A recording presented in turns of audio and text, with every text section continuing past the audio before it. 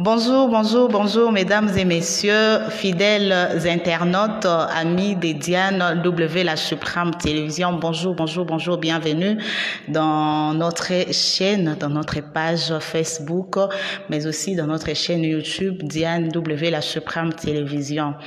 Si vous êtes connecté et vous êtes en direct de cette émission, je vais vous demander d'aller aussi vous abonner à notre chaîne YouTube Diane W, la Suprême Télévision.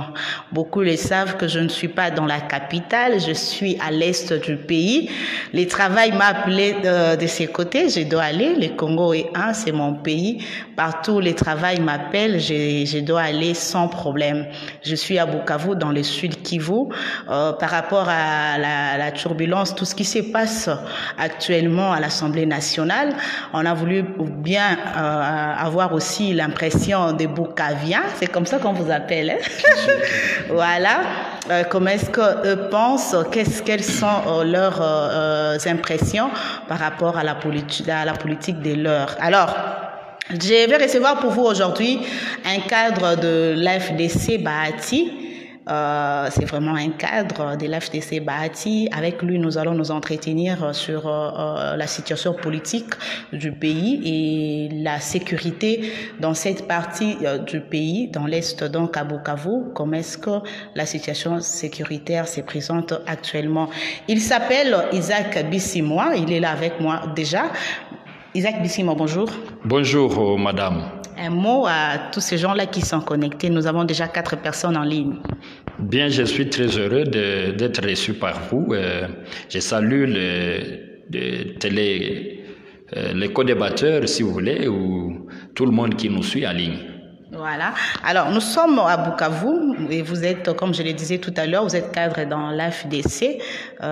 Comment se porte l'AFDC dans cette partie et l'AFDC en général? Oui, l'AFDC cher au professeur l'honorable Modeste Bahati Lukwebo, se porte à merveille. Nous n'avons pas, en tout cas, du froid, nous avons du chaud plutôt, et nous nous félicitons du pas que le parti est en train de mener progressivement chaque jour qui passe. Et en tout cas, nous sommes fiers de l'actualité du parti. Voilà, alors quel est votre sentiment suite à la victoire judiciaire de votre parti face au camp de Nenenkulu? Oui, en ma qualité de secrétaire exécutif fédéral chargé de la formation idéologique à l'AFDC Sud Kivu, nous avons toujours dit qu'il n'y a jamais eu de AFDC. L'AFDC est un et indivisible. Notre sentiment, comme c'est là et la question sous examen, c'est un sentiment de satisfaction parce que on ne pouvait pas déplacer la justice et nous félicitons en fait l'état des droits prôné par le chef de l'État. Nous sommes actuellement convaincus que l'état des droits se porte bien. Parce qu'en fait, les gens ont joué avec du feu pendant longtemps, pendant plus d'une année. Et voilà, madame, même vous tous, vous avez suivi combien nous avons été humiliés en tant que parti politique, qui n'est pas n'importe lequel, deuxième force, en tout cas, deuxième force politique au pays. Et aujourd'hui, la victoire a triomphé. Nous pensons bien que la justice a fait son travail tel que attendu depuis tous ces temps. Voilà. Est-ce que tous les élus sont rentrés au bercail, vos élus, vos députés, sénateurs? Ah oui, savoir si les élus seraient rentrés, je voudrais d'abord vous dire que l'AFDC, c'est un parti du peuple. C'est un parti où le leader, le professeur Modeste Bahati Lukwebo, il est père de tous. C'est quelqu'un qui a un cœur grand. Il est incomparable quant au pardon. C'est un homme de pardon. Il a dit que toutes les portes sont ouvertes pour tous ceux qui ont tenté de quitter le parti pour leurs intérêts égoïstes. Et lui, en tant que parent, parce que madame, ici au Sud Kivu, nous l'appelons Mupendawatu. Cela signifie quoi? Mupendawatu signifie quelqu'un qui aime les gens, quelqu'un qui aime le peuple. Mupendawatu. Hein? à Lingala, vous pouvez l'appeler, je ne sais pas, vous aussi, vous pouvez traduire ça à Lingala. Talingaka batu mingi, mpenda Ezaboye. Swahili, hein? Très bien, Ezaboye, moto alingaka bato, ezabati lukwebo. Okay. Donc pour dire que, en tout cas, ces élus, certains sont rentrés, d'autres sont bien attendus. Leur retour, qu'ils reviennent au bercail pour que nous fassions de ce pays ce que Lumumba avait voulu. Est-ce qu'il y a un sort réservé à eux? Le sort qui leur est réservé, c'est un traitement comme tout enfant de sa maison. Si vous voulez, vous avez appris l'histoire d'un enfant prodigue dans la Bible. Il est revenu et le père avait égorgé quand même une vache qui était grasse parmi les vaches des troupeaux. Eh bien, c'était une grande fête. Et lui, notre autorité morale, pense que c'est de même qu'il doit se comporter, c'est de même que nous devons les accueillir. Le sort qui leur est réservé, je ne pense pas qu'il soit négatif. C'est un sort positif parce que nous sommes vraiment chrétiens, bien que faisant politique. Nous appliquons la parole de Dieu. Les enfants prodigues, nous en connaissons leur histoire biblique. Voilà, alors nous avons tous suivi les discours du chef de l'État, je crois vous avez aussi suivi les discours.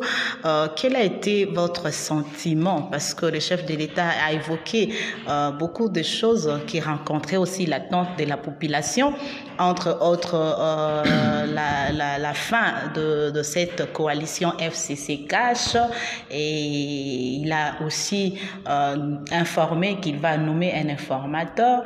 Et alors, quel est votre sentiment après son discours?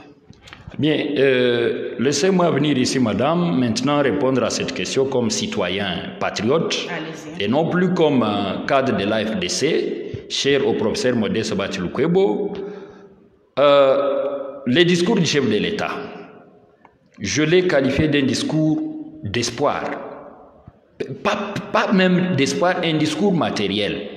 Puisque nous avons salué sa retenue, nous avons salué vraiment son esprit de, qu'est-ce qu'il faut dire, de rétention, parce qu'il est passé en revue de tout ce qu'il les consultés. Lui avait demandé de faire en tant que garant de la nation, il n'a oublié aucun secteur. Et les citoyens congolais se sont retrouvés que non, en tout cas, les chefs n'étaient pas, en tout cas, les chefs ne dormaient pas. Les chefs laissaient l'État au temps, mais en tout cas, ils venaient de faire preuve de, si vous voulez, de ses responsabilités. Parce que le discours était rassurant. C'est un discours qui augure une nouvelle ère politique, si vous voulez, socio-politique dans notre pays. Alors, et après ça, vous avez suivi comment il a annoncé la nomination, la prochaine nomination d'un informateur pour constituer le nouveau ou le futur gouvernement. Et nous nous disons que c'est tout ce que le peuple, puisqu'il a précisé que presque 80% de la population, des consultés qui nous ont représentés, nous tous, ont demandé en tout cas la dissolution. Et lui, comme je suis tenté de croire qu'il voulait à tout prix matérialiser la devise de son feu père, paix à son âme, qui disait le peuple d'abord. Et s'il s'écartait de ça, nous pensons que, en tout cas, il manquera au rendez-vous. C'est aussi son cheval de bataille, hein? Tout à fait, tout à fait. Comme tout politique qui veut son avenir meilleur, doit être aux côtés du peuple et rien qu'aux côtés du peuple. Puisque nous allons toujours revenir vers ce peuple-là pour dire, écoutez, donnez-moi la confiance. Et nous pensons bien, par rapport à ces discours, il a soulagé tant soit peu le peuple. Il a parlé de la prise en otage de la nation. Oui, depuis 18 ans, la prise en otage a été constatée, puisqu'on ne s'appartenait pas, puisqu'il y avait des antivaleurs sur tous les plans, dans tous les secteurs de la vie. Et nous pensons que le chef de l'État, Félix Tshisekedi, va redresser, va renaître, faire renaître l'espoir de tout Congolais. Et de l'autre côté, ils l'ont qualifié d'une dictature, c'était un discours d'un dictateur. Eh bien, nous pouvons les renvoyer dans la Constitution, puisqu'ils sont en train de créer dictature, mais en tout cas, les chefs de l'État parce que nous sommes sur le discours, son discours-là. Il s'appuyait à tout moment à la Constitution et il présentait les articles y afférents. Que eux aussi puissent brandir les articles qu'il a violés, je ne pense pas. Parce que on ne pouvait pas croire que le pays soit dirigé sur base d'un accord entre deux personnes, madame. Pas entre deux forces, comme vous voulez. On parle d'IFCC-CACH, mais en réalité, nous avons passé un bail de temps sans savoir le contenu de ces accords. Et ce n'est que quand ça a commencé à clocher qu'on a brandi des histoires sur les réseaux sociaux, nous avons constaté que bon, ils se sont fixés, ça. Et nous avons trouvé que si réellement c'était ça, c'était purement incendiaire. Et donc, le chef de l'État n'a appliqué que droit et justice pour moi. Pour vous aussi, c'était un accord privé, une coalition privée, disons. Nous pouvons penser. Nous pouvons penser que c'était presque privé à partir du moment où ça n'a pas été rendu public de sa signature. À partir du moment où ça n'a pas recueilli, n'est-ce pas, il y a des partis, madame, qui forment le FCC, qui n'ont pas été au courant du contenu du fameux accord. Hein? Il y a des partis même de l'autre côté du CACH, ils n'ont pas été au courant. Mais le Premier ministre est sorti de cet accord. Il est sorti de cet accord, mais bon, c'est justement parce qu'au moins, le chef de l'État voulait rester humble, voulait voir en fait comment son homologue, si vous voulez, son successeur, enfin son prédécesseur allait se comporter dans cette relation-là. Mais, est-il que c'est une coalition qui a démontré clairement ses limites, au point que même vous ne pouvez pas être dans une maison, vous-même responsable de la maison, et commencer à combattre la même maison dans laquelle vous habitez et dont vous êtes responsable. Impossible. Supposons que papa et maman dans une même maison, mais ils ne parlent pas le même langage. Voulez-vous que ce foyer continue, madame? Ce foyer doit disparaître. Prenons ne fût-ce que cet exemple proche de nous, parce qu'au moins nous sommes responsables. Si ton mari, excusez-moi d'entrer dans votre vie privée. Non, allez-y. Lorsque ça ne va pas entre toi et ton mari et qu'il n'y ait plus un seul espoir de réparation, vous demandez divorce. Et je crois que c'est ce que le chef de l'État a fait. Il n'y a pas eu, en tout cas, des bons cheminements par rapport à ce que peut-être ils se sont entendus et par rapport aux attentes du peuple. Parce que le chef de l'État est le garant du bon fonctionnement des institutions, il est le garant de la nation, il est le commandant suprême. Donc là, je ne vais pas entrer dans les fonds par rapport à la gestion des différents secteurs de la vie. Vous allez trouver que c'était du tohu. Alors, dans quelques coins de la capitale, à Kinshasa, il y avait de l'engouement après les discours du chef de l'État. Est-ce que c'était pareil ici à Bukavu? Oui, nous avons essayé de circuler comme acteurs politiques, sociopolitiques, justement, pour voir un peu comment les gens étaient juste après le discours. On a vu les gens manifester leur joie. Ils ne sont pas entrés dans des rues. Ah oui, parce que vous savez que nous sommes à l'Est, je ne dis rien. Ils n'ont pas manifesté dans les rues leur joie, mais ils ont manifesté leur joie devant leur petite télévision. Okay. Et c'est maintenant qu'on commence à suivre des déclarations de soutien de ce discours du chef de l'État, combien louable, combien d'espoir, combien de discours de matérialisation.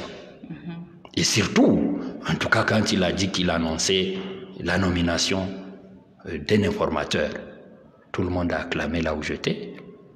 Et nous pensons qu'il n'y aura pas de complaisance. Il a même dit, pour rappel, s'il manque cette majorité, il reviendrait vers nous pour dissoudre d'abord et nous demander cette majorité-là pour qu'enfin le pays puisse décoller.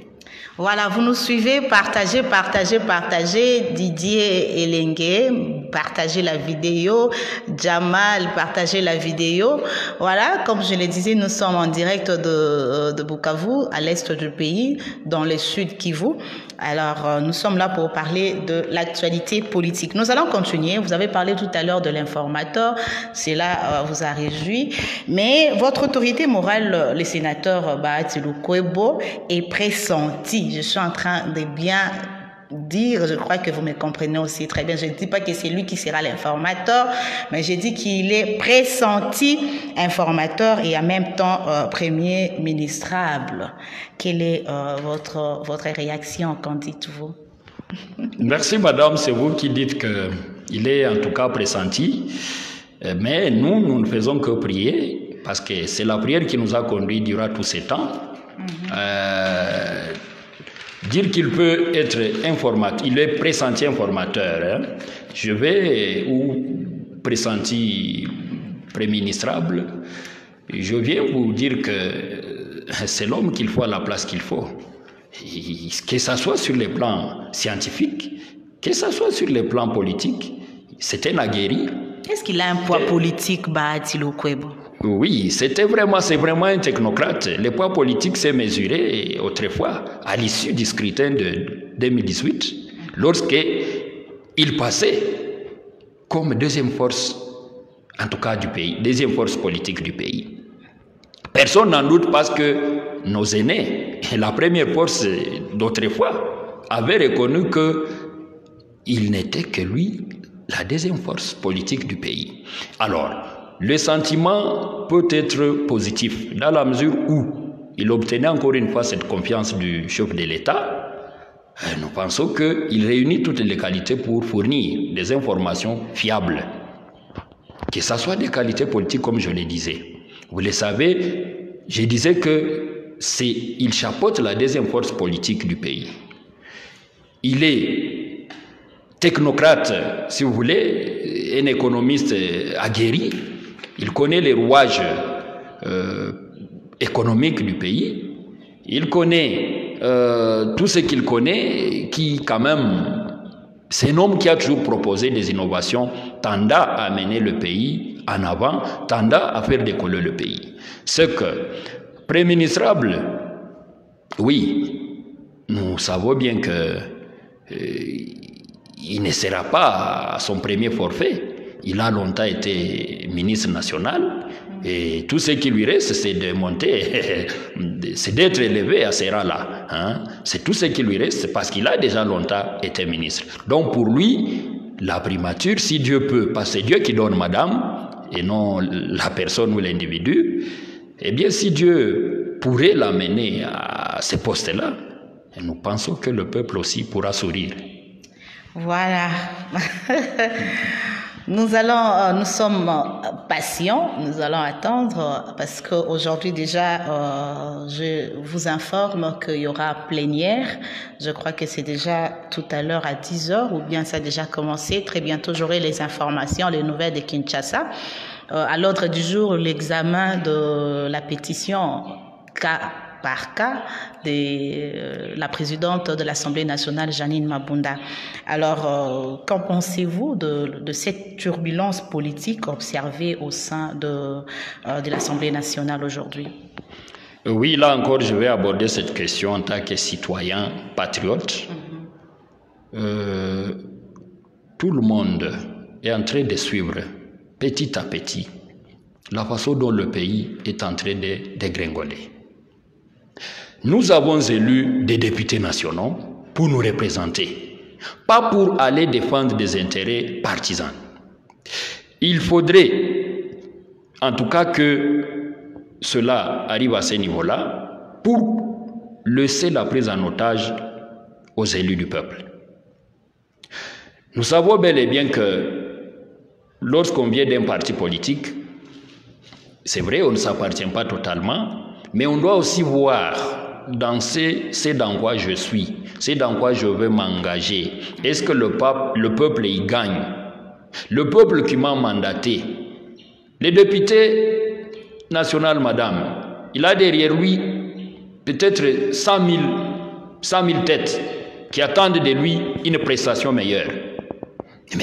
Et que chaque fois qu'il faut proposer des lois ou voter des lois incendiaires, je crois que quelqu'un qui est issu de l'expression populaire ne devrait pas s'adonner à la défense des intérêts partisans, des intérêts égoïstes.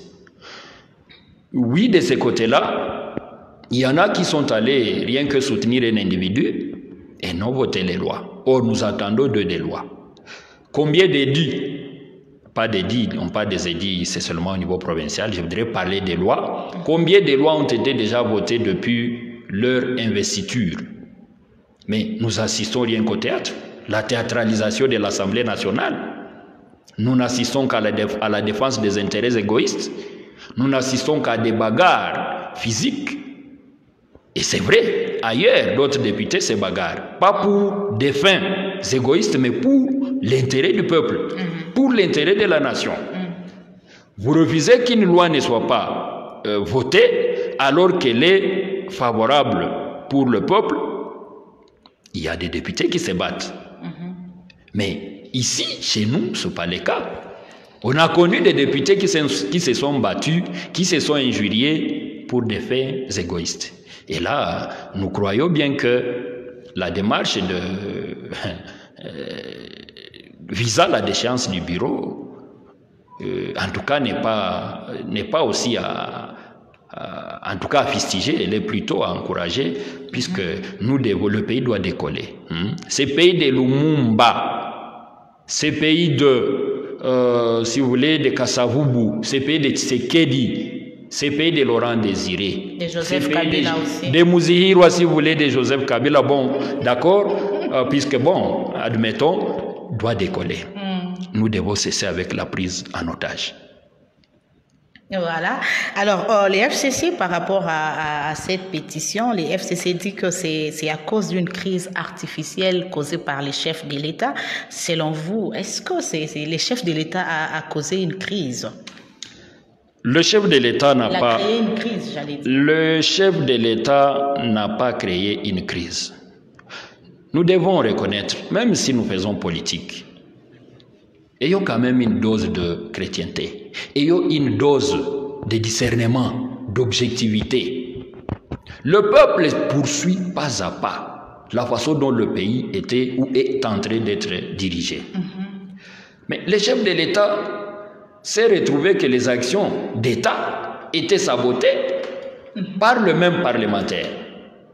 Qu'est-ce que vous voulez? Nous avons un parlement bicaméral.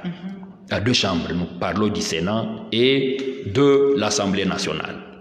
Mais quel est ce Congolais qui n'a pas constaté que les deux chambres se sont liguées comme une seule personne pour faire échec aux actions du gouvernement? Et si c'était moi le chef de l'État, madame, parce que je peux l'être, j'ai l'âge, j'ai tout ce que j'ai. Rien n'est impossible.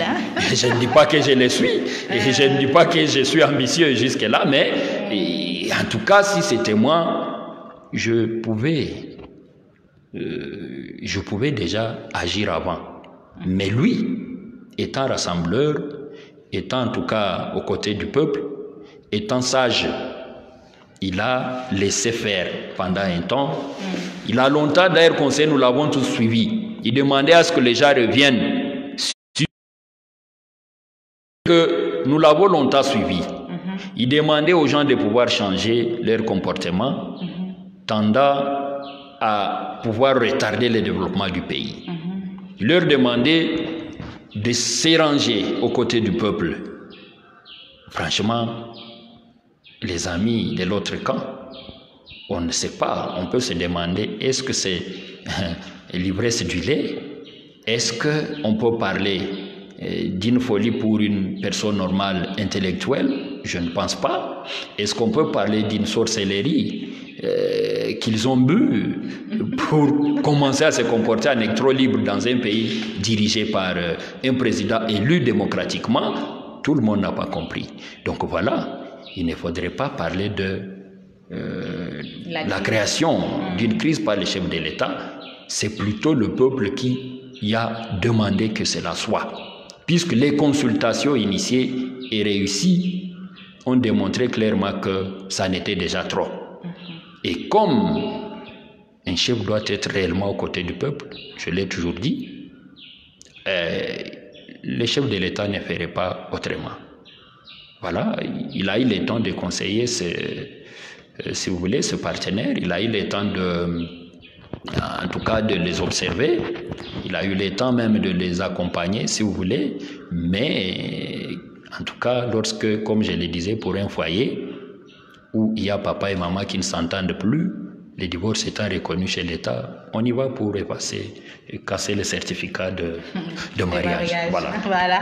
Alors, qu'attendez-vous de cette plénière? En tout cas, soyez concret et précis.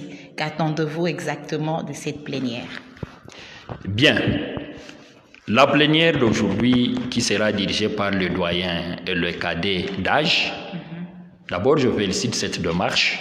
Là encore, je confirme que l'état des droits est en train de renaître, puisque dans les temps, la politique était en train de primer sur l'administration.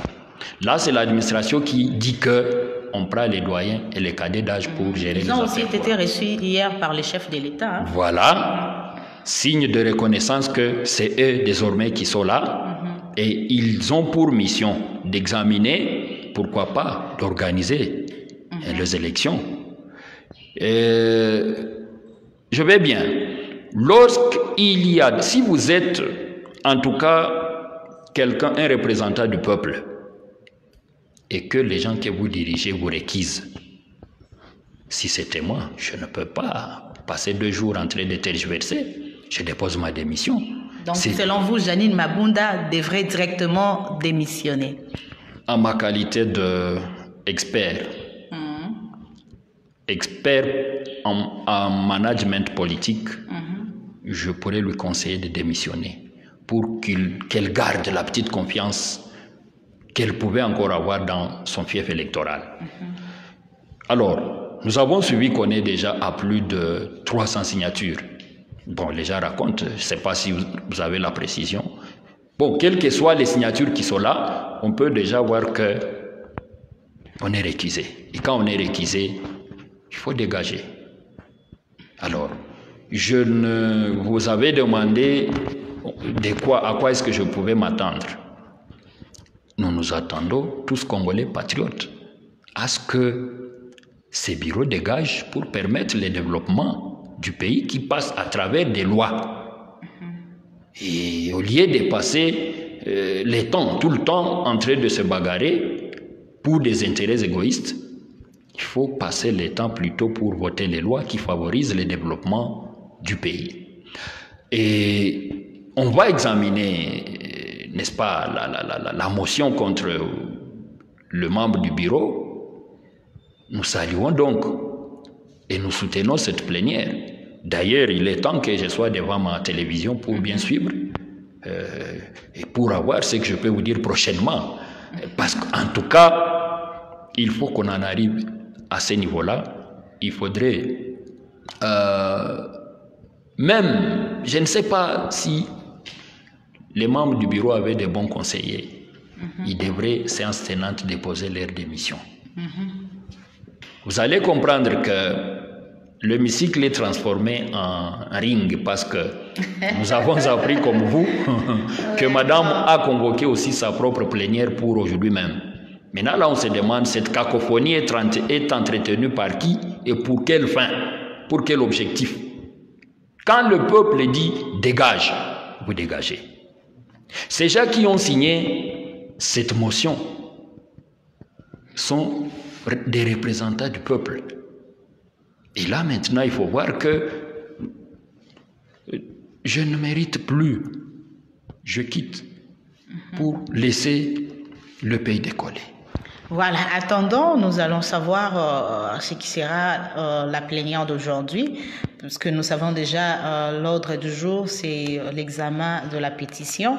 On attend voir et parlons de la sécurité ou de l'insécurité dans ce coin du pays.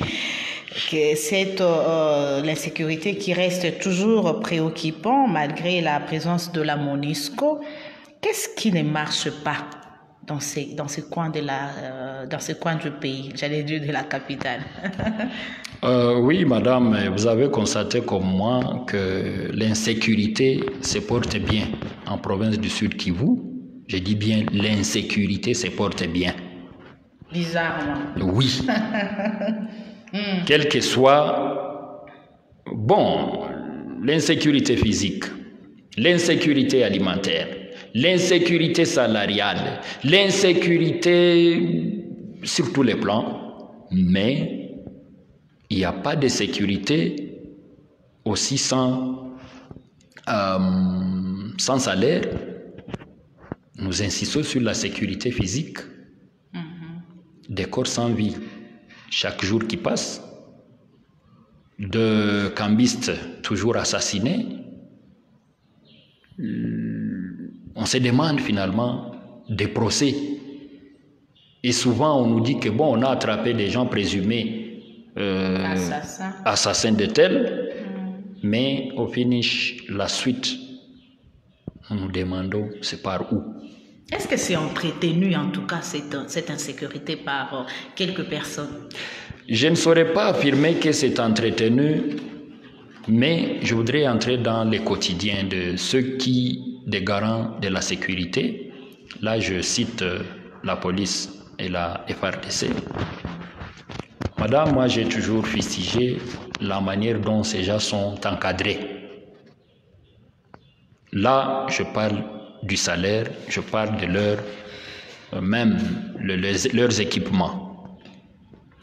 Il arrive des fois qu'on opère à côté, dans le même quartier où il y a un conteneur de la police, mais lorsque vous criez, la police vient en retard, c'est justifiant par le manque du carburant, c'est justifiant par le manque de je ne sais quoi. Bon, et quand on vérifie, on trouve qu'en réalité, beaucoup nous reste à faire. De la même manière dans l'armée, c'est vrai, le salaire est là, il est régulier, en ce que je sache, mais modique. Un militaire qui a 10 enfants, madame, comment vous voulez qu'il vive avec moins ou $100 par mois? Je suis tenté de croire qu'il faudrait beaucoup réfléchir sur les conditions de vie de militaires et policiers, et sans oublier l'enseignant dont je suis. Attention, parce que là aussi, l'enseignant éduque la jeunesse à ne pas intégrer les groupes armés, mais il est aussi clochardisé. Sans oublier le médecin, parce que bon, le médecin aussi, avec en tout cas,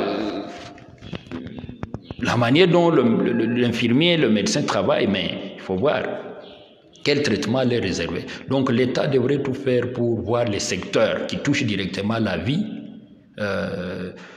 et y mettre beaucoup d'accent. Alors l'insécurité au Sud Kivu. Comment voulez-vous que les gens qui travaillent jours et nuits, qui travaillent du 1er au 30, totalisent 7 à 8 mois impayés? Puisque l'argent va où? C'est la mauvaise foi ou bien c'est l'absence de l'autorité de l'État? Oui, lorsqu'il y a ça ne va pas, lorsque les choses ne marchent pas, en tout cas en politique, on parle de l'absence de l'autorité. Donc l'autorité, on peut dire qu'il est là sans y être. Puisque le salaire, par exemple, ayant un caractère alimentaire, mais vous donnez les kilos, 1 mois, 2 mois, 3 mois, vous ne payez pas et vous pensez que les choses vont marcher, vous pensez qu'il y aura amélioration. Nous croyons aussi à la malversation financière, entretenue tantôt par ceux qui estiment qu'ils ne sont pas bien payés, ceux qui ne sont pas payés, et la boulimie d'argent de certaines autorités qui croient qu'on vous nomme aujourd'hui et demain il faut avoir une villa, on vous nomme aujourd'hui il faut avoir une Jeep de $80,000. Nous croyons qu'il y a aussi un problème d'homme, puisque c'est pas seulement au Sud Kivu, c'est plutôt, on fait un peu le portrait de notre pays. On trouve en réalité que nous tous, nous sommes des insatisfaits. Nous ne nous contentons pas du peu que nous gagnons, nous voulons nous enrichir si vite. Mais comment vous voulez qu'aujourd'hui, un ancien chef de l'État devienne le plus riche du monde? Je ne cite pas les noms. Alors, cette richesse serait venue d'où? Alors, les gens ont passé... Au détriment du peuple. Au détriment du peuple. Les gens ont passé... Oui, mais la loi sur les anciens chefs de l'État, on parle de 600 000. Il y a aussi un problème de conscience. J'ai dit problème d'homme. Là, il faut qu'on le sache et qu'on les dénonce. Il faut réellement que chacun, ce qui les concerne, fasse l'introspection. Où va mon pays? Où iront mes enfants? Où iront mes petits-enfants? Lorsque je prends tout ça, au détriment de ceux-là qui souffrent jours et nuits, qui travaillent et qui rendent le service à la nation. Voilà, nous pensons que, en tout cas, c'est un message très pathétique, c'est un message d'interpellation, c'est un message de conscience. Nous devons faire un peu d'autopsie sur la manière dont notre pays est en train de sombrer et nous dire que maintenant, il faut que ça décolle. Voilà, nous sommes presque à la fin. Je vais juste vous poser une dernière question. Merci beaucoup à Ira d'être là. Merci à Mandy. Merci à tout le monde.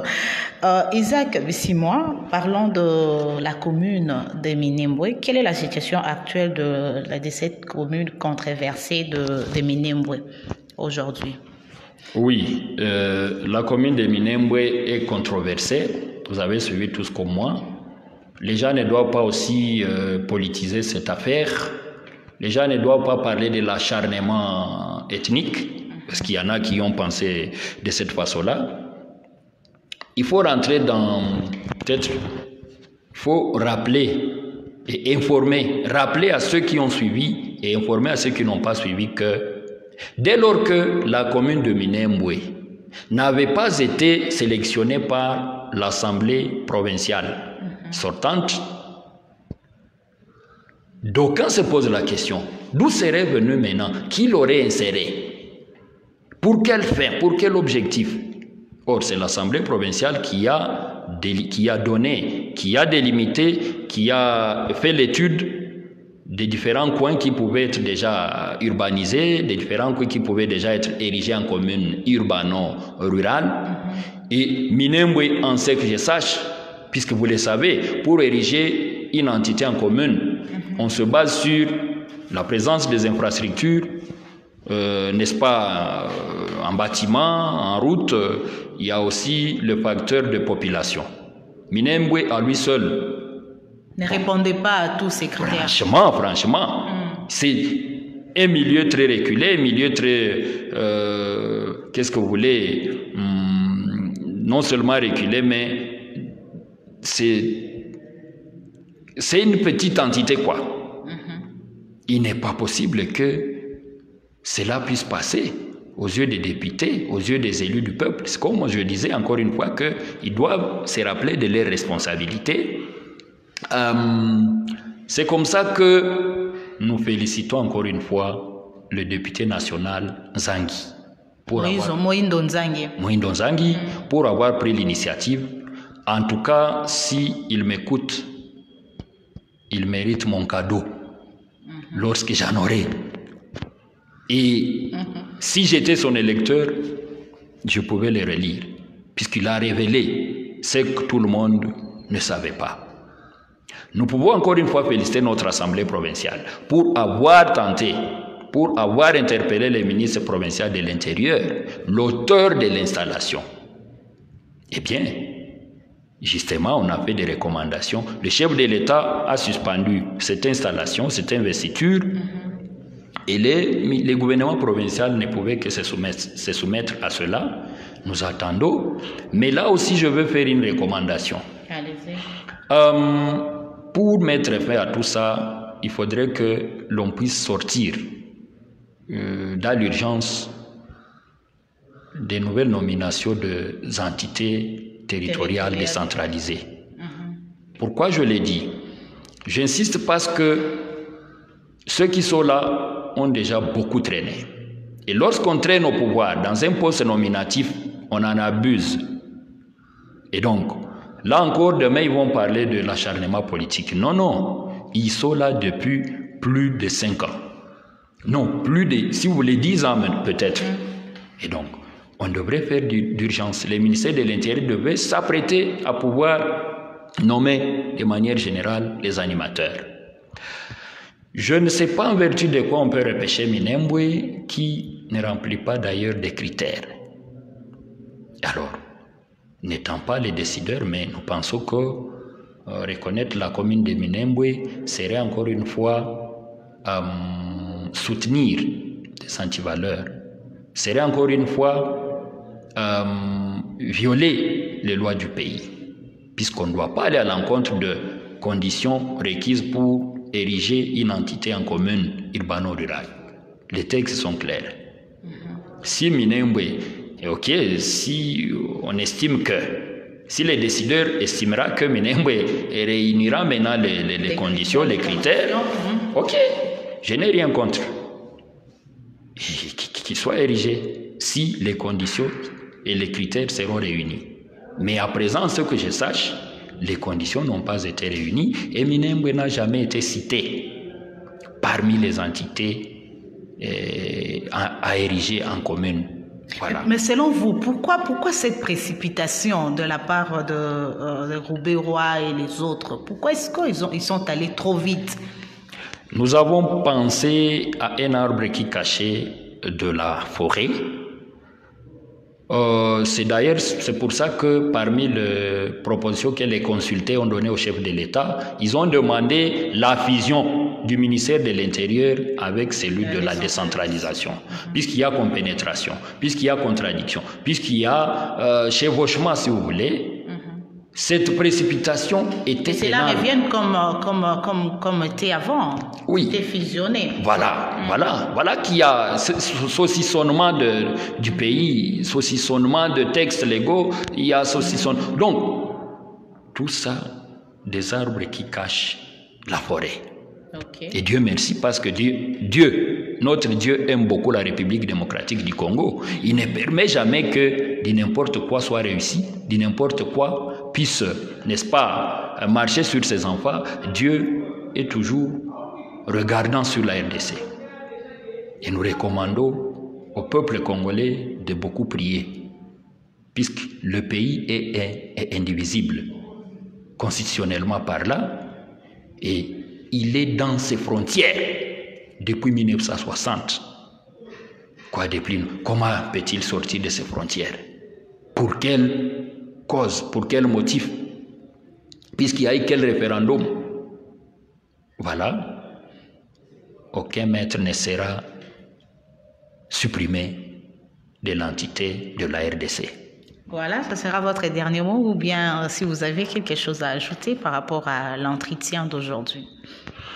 Oui, ce n'est que, en tout cas, un message de remerciement et d'encouragement pour vous, parce que c'est pas donné à toutes les femmes de pouvoir se déplacer, de pouvoir. Ça dénote aussi votre attachement à cette nation que nous sommes appelés tous à sauver. Je voudrais vous voir émerger plus que ça. Je souhaite que notre Dieu nous comprenne, afin que vous puissiez progresser, que vous puissiez prospérer. Je te disais aussi que notre pays a besoin maintenant du développement et le chef de l'État doit se sentir à l'aise quand on a le peuple, on a le pouvoir. Quand on n'a pas de peuple, on n'en a pas. Lorsque le chef de l'État se met à côté du peuple, il doit nécessairement gagner.